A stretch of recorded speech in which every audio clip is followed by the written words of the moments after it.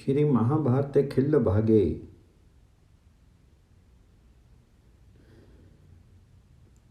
त्रिपंचाशतम अध्याय। ब्रह्मा जी की आज्ञा से देवताओं का अंश अवतरण। वैशंपायन जी कहते हैं, जन्मेजय, पृथ्वी की ये बात सुनकर के वे सभी देवता उनके प्रयोजन को सिद्ध करने वाले कर्तव्य का चिंतन करते हुए ब्रह्मा जी से इस प्रकार बोले, भगवान, आप इस पृथ्वी के बड़े हुए भार को उतारिए, क्योंकि आप ही सब लोगों के शरीर की सृष्टि करने वाले तथा संपूर्ण जगत के ईश्वर हैं। इस विषय में देवराज इंद्र, वरुण और यम को क्या करना चाहिए? धनाध्यक्ष कुबेर अथवा साक्षात भगवान नारायण का ही क्या कर्तव्य है? चंद्रमा, सूर्य, वायु, 12 आदित्य, 8 वसु तथा लोगों का कल्याण करने वाले 11 रुद्रों को भी इस विषय में क्या करना चाहिए? दोनों देववैद्य अश्विनी कुमार, स्वर्गवासी साध्यगण, बृहस्पति, शुक्राचार्य, काल तथा कालिका भी इस समय क्या कर्तव्य है? ब्राह्मण, भगवान महेश्वर, विशाख, स्वामी कार्तिकेय, यक्ष, राक्षस, गंधर्व, चारण तथा बड़े बड़े नागों को भी इस कार्य के संबंध में क्या करना है?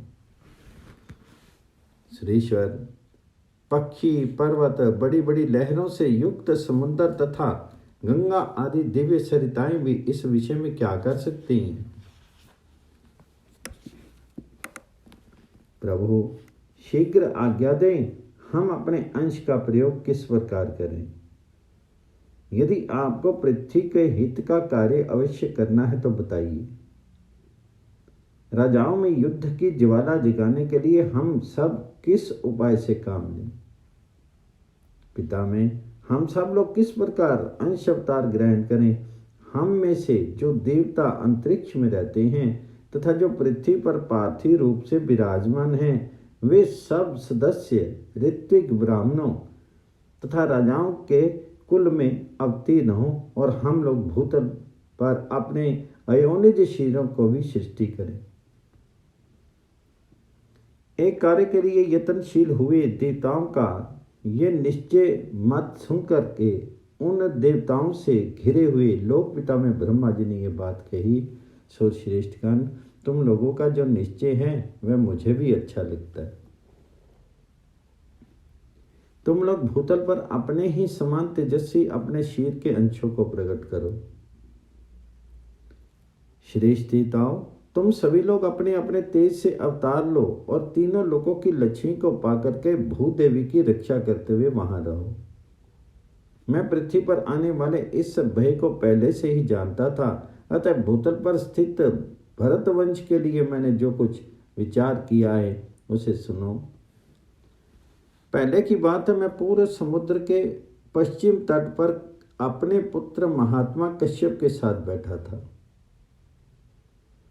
उस समय लोक और वेद का अनुसरण करने वाले प्राचीन कथाओं तथा बहुत से उत्तम गुण वाले पौराणिक इतिहासों को चर्चा द्वारा मैं समय बिता रहा था। उन कथा वार्ताओं को कहते सुनते हुए मेरे समीप मूर्तिमती गंगा जी के साथ मूर्तिमान समुद्र शीघ्रतापूर्वक आया। उसके साथ मेघों की घटा तथा वायु का भी आगमन हुआ था। वे ऊंची नीची तरंगों के कारण वेग एवं तरंगों से युक्त अपनी गति को विषम बनाता हुआ आया था। जल जंतुओं के कारण विचित्र दिखाई देने वाले जल रूपी वस्त्र से उसका शीर ढका हुआ था। उसके शीर की कांति शंख और मुक्ताओं से अत्यंत निर्मल दिखाई देती थी। वह मूंगे और मणियों के आभूषणों से भूषित तथा पूर्ण चंद्रमा से संयुक्त होने के कारण उद्वेलित होकर के मेघ के समान गंभीर गर्जना कर रहा था। उसने मेरा तिरस्कार सा करते हुए अपनी मर्यादा का उल्लंघन करके अपने चंचल एवं नमकीन जल बिंदुओं से मुझे भिगो दिया। जब समुद्र अपने उमड़े हुए जल से उस स्थान को नष्ट भ्रष्ट करने के लिए उद्यत हुआ, तब मैंने क्रोध भरी वाणी में उससे कहा, तू शांत हो जा, शांत हो जा। इतना कहते ही समुद्र सूक्ष्मता को प्राप्त हो गया। उसकी ऊर्मी और तरंगों का प्रभाव दब गया तथा वह राज्य लक्ष्मी के प्रकाशित होता हुआ मेरे समीप खड़ा हो गया। फिर मैंने मन ही मन पृथ्वी के भार उतारने के हेतु का विचार करके तुम लोगों के हित की कामना से गंगा सहित समुद्र को पुनः शाप देते हुए कहा, समुद्र तो राजा के समान शीर धारण करके मेरे निकट आया है, अतः जा तू इस पृथ्वी का पालन करने वाला राजा ही होगा। वहां भी अपनी सहज लीला को धारण किए अपने तेज से तू मनुष्यों का भरण पोषण करने वाला तथा भरत वंश का भार वहन करने में समर्थ होगा। शांत हो जा मेरा इतने कहते ही जो तू शांत होकर के तनुता अर्थात सूक्ष्मता को प्राप्त हुआ है, इसलिए तू सुंदर शरीर से युक्त एवं यशस्वी होकर के संसार में शांतनु नाम से विख्यात होगा। ये विशाल लोचना सर्वांग सुंदरी सरिताओं में श्रेष्ठ मूर्तिमती गंगा भी वहां तुम्हारी सेवा में उपस्थित होगी। मेरे ऐसा कहने पर शोभ से भरा हुआ समुद्र मेरी ओर देख करके बोला, देव देवेश्वर आपने मुझे शाप क्यों दिया? मेरा ये शीर तो आपकी आज्ञा का पालक है, आपने ही इसकी रचना की है और ये सदा आपकी सेवा में ही तत्पर रहता है। मैं आपका पुत्र हूं। आपने स्वयं ही मुझे ऐसे वचनों द्वारा जो आपके और मेरे अनुरूप नहीं है शाप कैसे दे दिया? भगवान आप ही कृपा से पूर्णिमा के दिन में बड़े वेग के साथ बढ़ जाता हूं। ब्राह्मण इस सहज नियम से प्रेरित होकर के यदि मैं अपनी मर्यादा से विचलित हो गया तो इससे मेरा क्या दोष है? भगवान आज पूर्णिमा के दिन प्रबल वायु के द्वारा फेंके गए मेरे जल से यदि आपका स्पर्श हो गया, आप भीगे, तो इससे मुझे शाप प्राप्त होने का क्या कारण है? उठी हुई प्रचंड आंधी, बढ़े हुए महान मेघ और उगे हुए चंद्रमा से युक्त पूर्णिमा का पर्व, इन तीन कारणों से मैं शुद्ध उद्वेलित हो रहा उठा था। ब्राह्मण इस तरह आपके बनाए हुए कारणों नियमों से ही शुद्ध होकर के यदि मैंने अपराध किया है तो आप उसके लिए मुझे क्षमा कर दें और इस शाप को लौटा लें। देवेश्वर मुझे दूसरा कोई सहारा देने वाला नहीं है, मैं शाप से शिथिल हो गया हूं। यदि आप शरणागत की रक्षा का प्रतिपादन करने वाले प्रमाण पर दृष्टि रखते हैं तो मुझ पर अवश्य दया करें। ये देव नदी गंगा आपकी ही आज्ञा से इस भूतल पर अवतीर्ण हुई है, इसका कोई दोष नहीं है। इसे मेरे दोष से ही दोष की भागनी होना पड़ा, अतः आप इस पर कृपा करें। महासागर देवताओं के भूभार हरण रूप उद्देश्य को नहीं जानता था, अतः मेरी शापाग्नि से भयभीत हो उठा था। उस समय मैंने मधुर वाणी द्वारा उसे सांत्वना देते कहा, महोदधे शांत हो जाओ, तुम्हें डरना नहीं चाहिए, मैं तुम पर प्रसन्न हूं।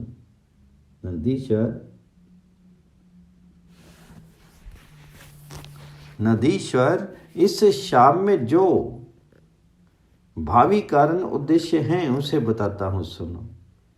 सरिताओं के स्वामी समुद्र, तुम अपने तेज से इस सागर शरीर को छोड़ करके अर्थात योग बल से अपने आप को दो रूपों में विभक्त करके एक से तो यहाँ रह जाओ और दूसरे रूप से जाओ और भरत वंश में अपने शरीर को गर्भ में स्थापित करो।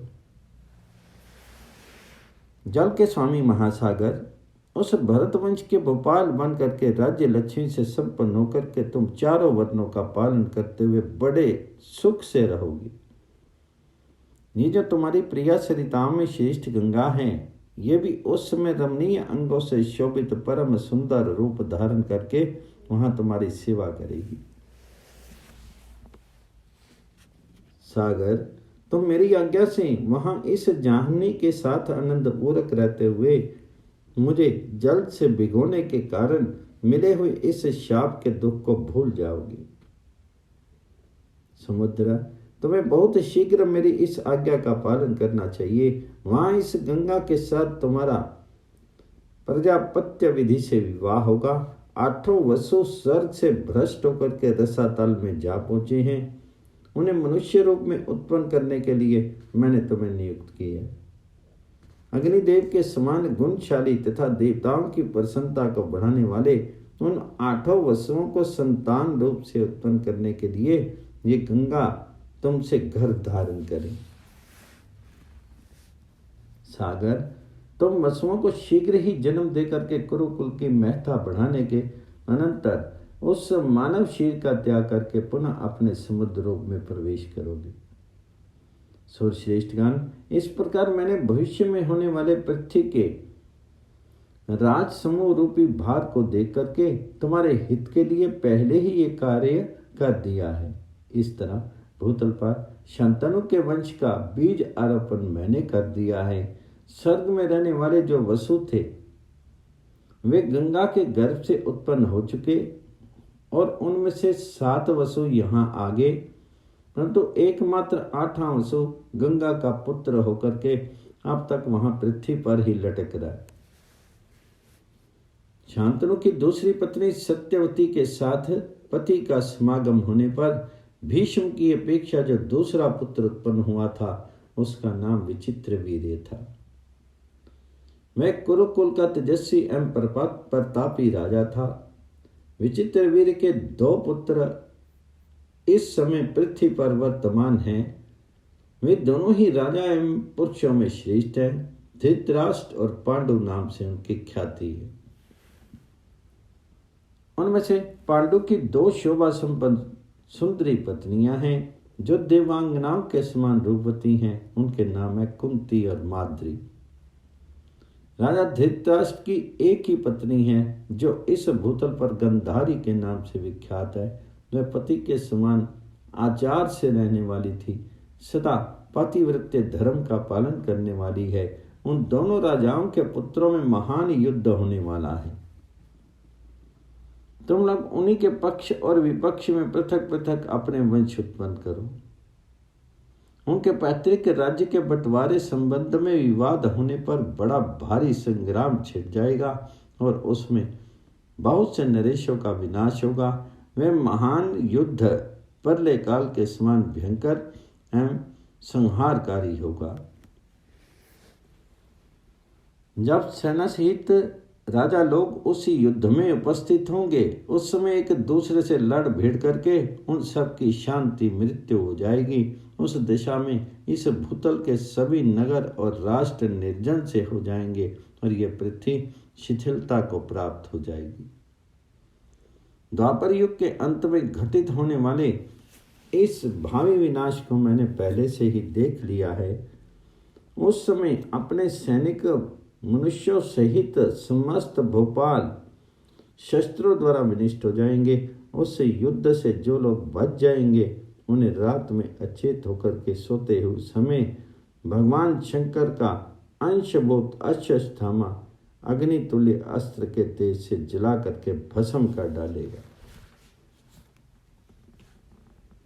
प्रलय काल के समान वह क्रूरतापूर्ण विनाश कांड जब समाप्त हो जाएगा तब मैं ये कहूंगा कि तीसरा द्वापर युग समाप्त हो गया। परमेश्वर विष्णु के पूर्णोन अंश स्वरूप भगवान श्री कृष्ण के परम धाम को पधारने पर अत्यंत भयंकर अंतिम युग कली की प्रवृत्ति होगी जो देखने में बड़ा ही दारुण है। उस समय मनुष्यों में प्राय अधर्म की स्थिति होगी। धर्म की बहुत कम लोग ग्रहण करेंगे। उनमें सत्य का संयोग नहीं रहेगा और सब में असत्य का संग्रह बढ़ेगा। रुद्र और कुमार कार्तिकेय इन्हीं 2 देवताओं का प्रयास सब लोग आश्रय लेंगे। संसार में वृद्ध अवस्था तक जीने वाले अधिक नहीं होंगे देवताओं। अतः यही निर्णय सबसे श्रेष्ठ है कि पृथ्वी पर रहने वाले राजाओं का अंत कर दिया जाए। इसलिए तुम सब लोग अपने अपने अंश से अवतार लो, देर मत करो।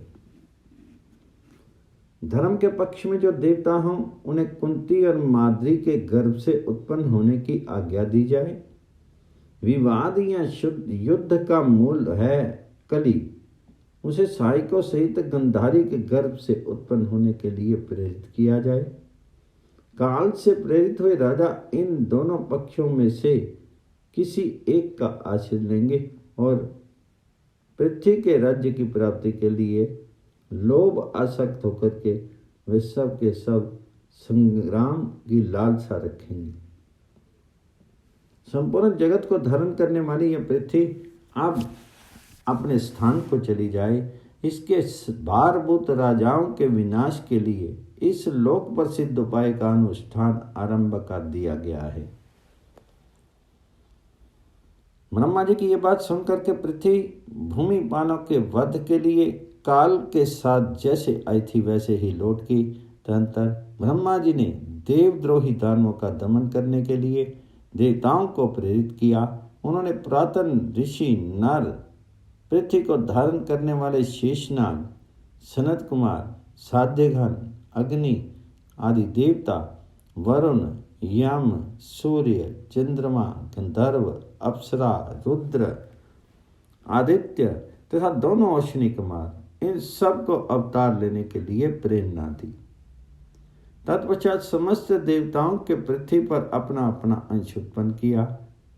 राजन, मैंने तुम्हें पहले आदि पर्व अंश अवतरण के प्रसंग में जैसा बताया है उसके अनुसार दैत्यों और दानवों का विनाश करने वाले वे देवता योनिज और अयोनिज रूप से पृथ्वी पर राजा होकर के उत्पन्न हुए। उनके शीर पिंड खजूर के समान पुष्ट और वज्र के तुल्य सुदृढ़ थे। उनमें से कितने ही 10,000 हाथियों के समान बल रखते थे, कितने ही बल के अटूट प्रवाह से संपन्न थे। वे गदा परिध शक्तियों के आघात सह लेने में समर्थ थे। उनकी भुजाएं परिघों के समान मोटी एवं सुदृढ़ थी। सब के सब सर्वत्र शिखरों द्वारा प्रहार करने वाले तथा परिधों से युद्ध करने में कुशल थे। उनमें से सैकड़ों हजारों वीर देवता वृष्णि वंश, कुरुवंश तथा पांचाल वंश में राजा एवं राजकुमारों के रूप में उत्पन्न हुए थे। कितने ही देवता समृद्धिशाली याज्ञिक ब्राह्मणों के कुलों में प्रकट हुए थे। वे संपूर्ण अस्त्रों के ज्ञाता, महाधनुर्धर, वैदिक व्रत के अनुष्ठान में तत्पर, समस्त समृद्धिकारी गुणों से संपन्न, यज्ञकर्ता तथा पुण्य कर्मा का अनुष्ठान करने वाले थे, जो कुपित होने पर पर्वतों को भी हिला सकते थे, पृथ्वी को विदीर्ण कर सकते थे, आकाश में उड़ सकते थे और समुद्रों को भी विशुद्ध कर सकते थे। भूत और भविष्य और वर्तमान के स्वामी ब्रह्मा जी उन देवताओं की उपयुक्त आदेश दे करके भगवान नारायण के समस्त लोकों की रक्षा का भार सौंपकर शांत हो गए। जन्मेजय, समस्त प्राणियों का हित साधन करने में समर्थ भगवान विष्णु प्रजा वर्ग के हित के लिए इस भूतल पर जिस प्रकार अवतीर्ण हुए थे वह प्रसंग फिर सुनो। राजा ययाति के वंशज बुद्धिमान वसुदेव के आदरणीय कुल में यशोवर्धक कर्म करने वाले भगवान नारायण ने जन्म ग्रहण किया था। इस प्रकार श्री महाभारत के खिल्ल भाग हरिवंश के अंतर्गत हरिवंश पर्व में देवताओं का अंश अवतार विषयक 53वां अध्याय पूर्ण हुआ।